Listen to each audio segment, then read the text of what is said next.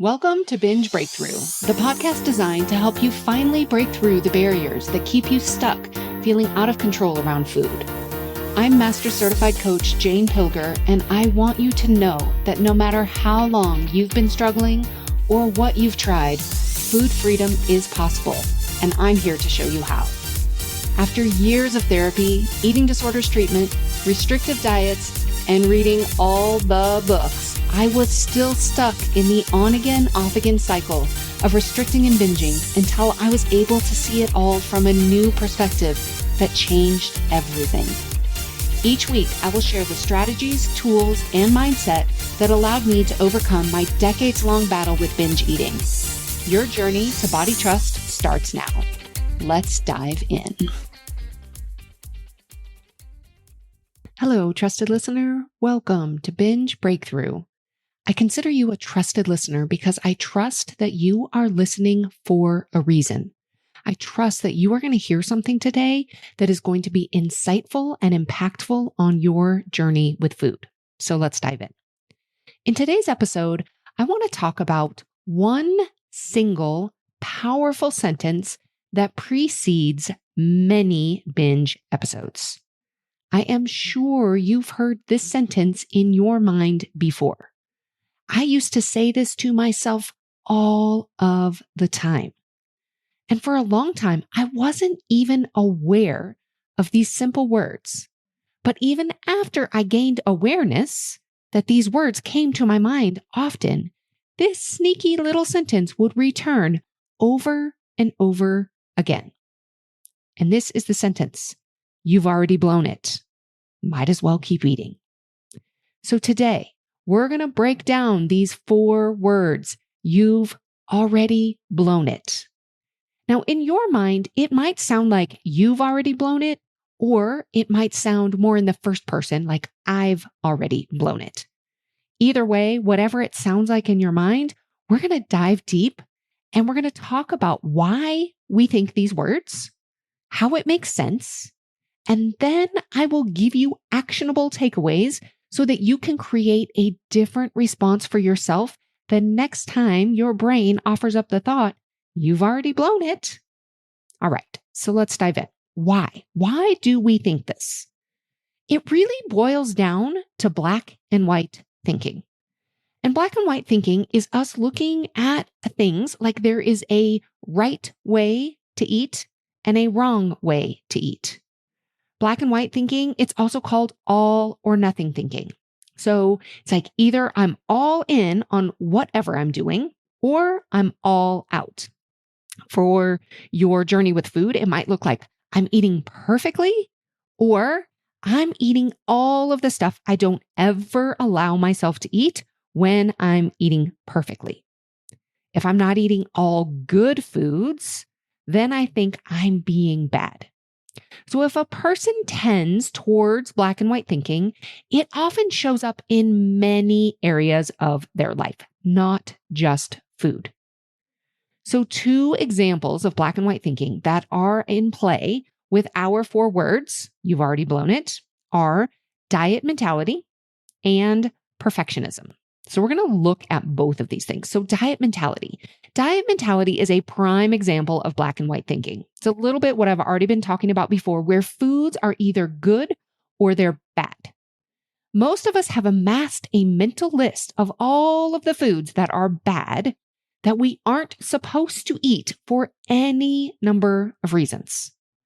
With diet mentality, we're basically either on a diet or we're off a diet.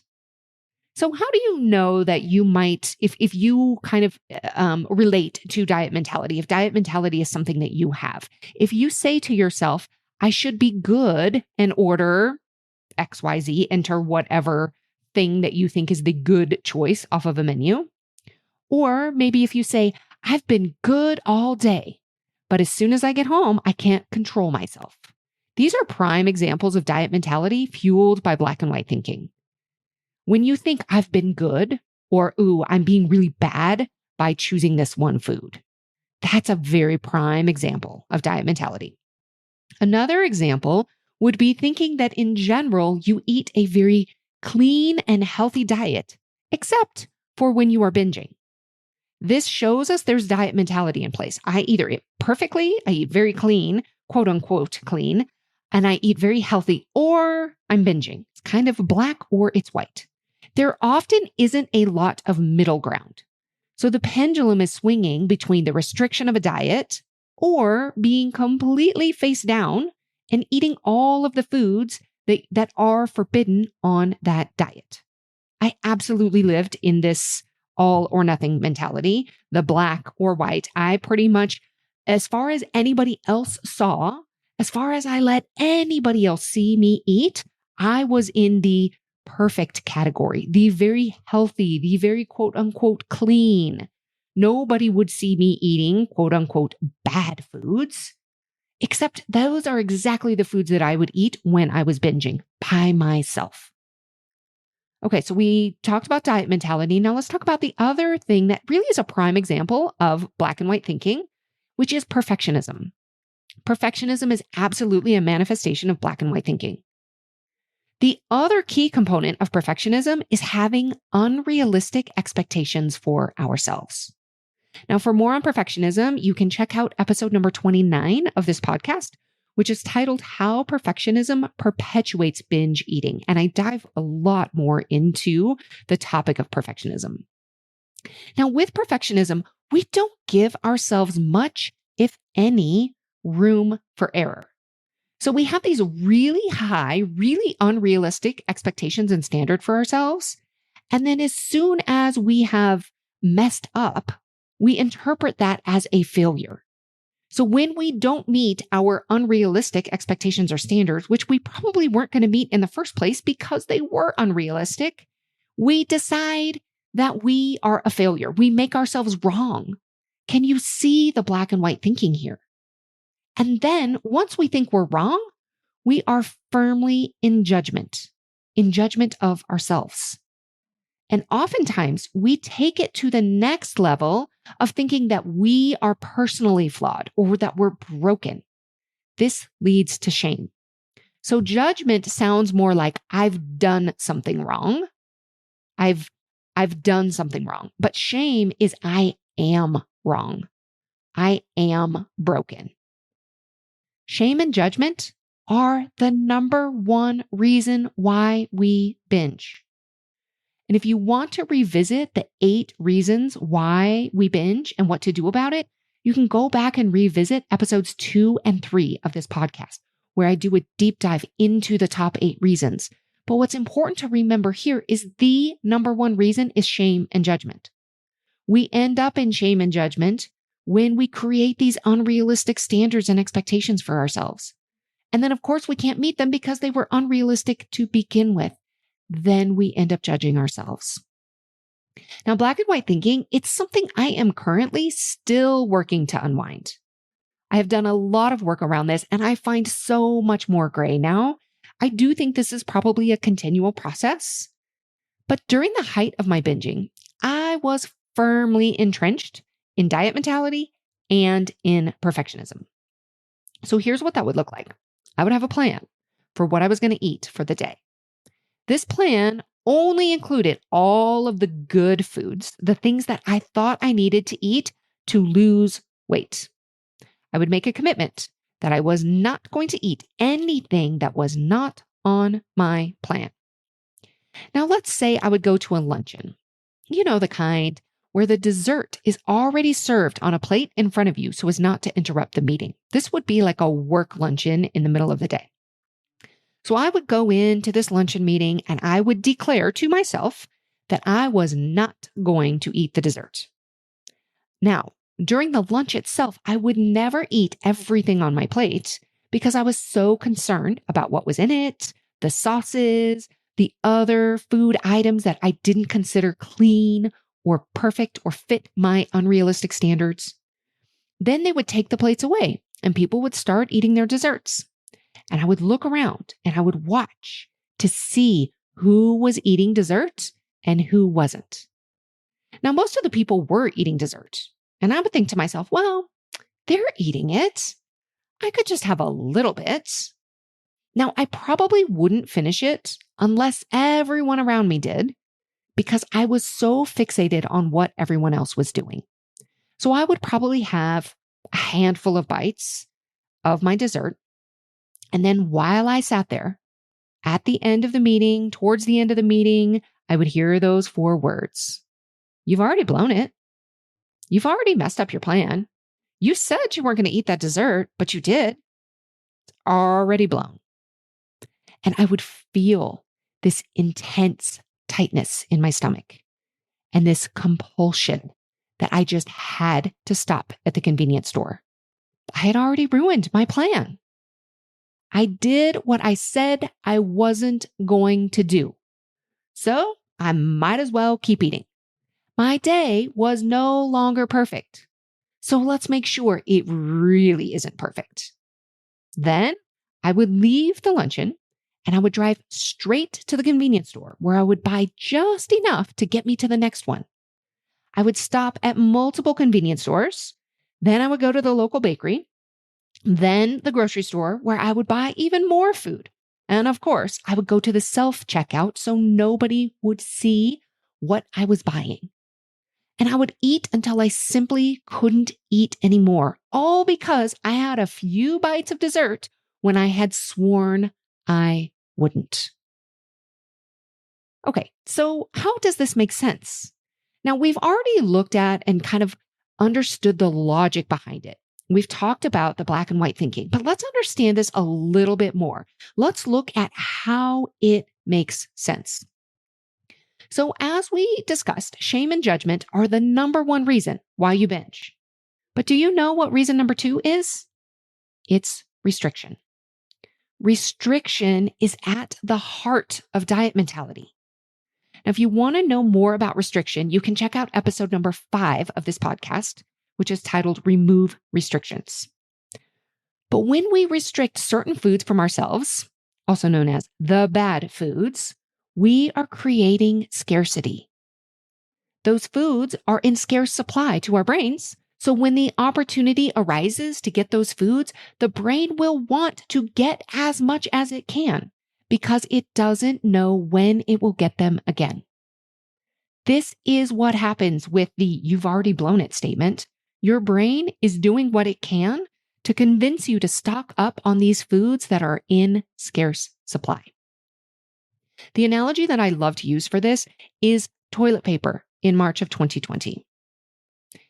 Think about the lengths that you went to get toilet paper then. How much additional toilet paper you purchased to make sure you wouldn't run out, and the decreased standards you had when you found any toilet paper of any quality. I remember so clearly buying from the grocery store where I never purchased toilet paper, but they actually had it. And so I bought it. And it was like 1-ply toilet paper. And at the time, I thought it was amazing because it was in such scarce supply. This is what happens with our brain. Now, remember, the brain has one primary job. It's to keep you alive. After that, then its focus is to seek pleasure, avoid pain, and use as little energy as possible. The survival part of our brain. These are after it's alive, then it's the motivational triad. Seek pleasure, avoid pain, use as little energy as possible. So job number 1, keeping you alive. If you are not eating enough food, or if the brain thinks that food is in short supply, it will do whatever it needs to do to get you to eat. And then beyond that, if you aren't giving yourself pleasure in your day-to-day eating experiences, it will seek pleasure in other ways. And it will want to continue with that pleasure by suggesting that you've already blown it so that you will eat more. Now, it's also likely that your brain knows that these 4 words will be very powerful and compelling for you to keep eating. It knows that when it suggests these words, you often do keep eating, getting more pleasure from the dopamine of the food, and also likely avoiding the pain or the energy of that other thing that you would be doing if you weren't eating in that moment. Okay, so we've understood why this happens, the black and white thinking. We've figured out how it makes sense with the restriction, thinking that things are in limited supply, maybe not having enough pleasure in other areas of our lives and in other eating experiences. So we understand it. We understand now why it makes sense. But now what do we do about it? How do we create a different response to the same 4 words? Here's what we're not going to do. We're not going to try to not have that sentence come back into our brain.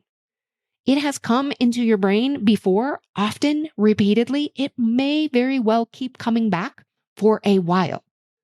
So we don't have to make these thoughts go away, make these words go away, but we can create a different response for ourselves when we hear those words. Now, if you've been listening for a while, you won't be surprised to hear me say that the very first step is awareness. We have to become aware in the moments that our brain offers these 4 words up to us. So many people don't even realize this sentence is what is compelling them to keep eating. They just know, I ate something I wasn't planning on eating, or I ate more than I might prefer. And then all of a sudden, I'm eating everything I can get my hands on, or I'm in a full-blown binge. So step number 1, can you become aware of those 4 words when they enter your brain? If you don't have any awareness yet, the first place to create it is actually in looking at the situation after the fact. So after a binge or after a time where you've eaten more than you might prefer, ask yourself the question, what did my brain tell me to convince me to eat? Now, once you have the awareness of the suggestion to keep eating, then we want to create some space to give us time to respond rather than react. So reacting is what most of us typically do. It's like we have that thought. We don't even realize the thought's there. It's like, next thing you know, you're in the pantry. Next thing you know, you're in the car. You're in the drive-thru. You're at the convenience store. You're at the bakery. It's like you literally have no awareness. That's reacting. What we want to do is respond. To create space to respond rather than reacting, this is where we want to bring in the pause. For more on the pause, you can check out episode 38 of this podcast, The Power of the Pause. In this space, you have all of your power. This is where you get to choose what's next. Once you're aware and you create some space with the pause, what comes next is key. The visual that I love for this is this question. If you got 1 flat tire, would you get out of your car and slash the other 3? What would you do instead? So you can ask yourself these questions. Then you can respond with something like this. You haven't blown it. It's simply an unexpected flat tire. Let's see what we need to do to get back on the road and on with our day. Now, I wish I could properly give credit for whoever gave me this mental image years ago, but I simply can't remember who it initiated from. But what I do remember is how powerful the image was when it was first shared with me. So that's it. Become aware of the sentence. Give yourself space. Visualize an unexpected flat tire. And then ask yourself what you need to do to get back on the road with your day.